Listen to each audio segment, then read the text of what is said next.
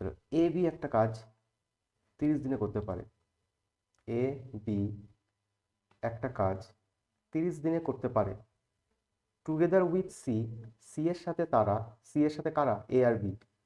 এ আর B C এর সাথে, together with C, C এর সাথে তারা 24 দিনে শেষ করে। কত দিনে শেষ করে? 24 দিনে শেষ করে।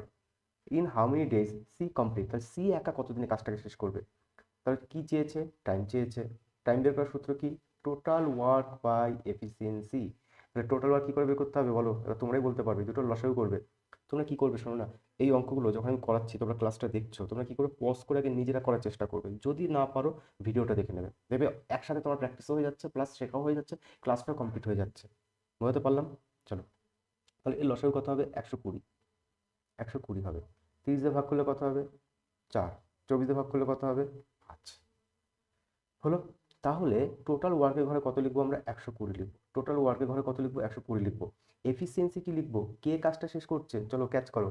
In how many days C, কে শেষ করবে? সি এরটা চেয়েছে যে সি কত দিনে শেষ করবে, তাহলে এফিসিয়েন্সি কার লাগবে?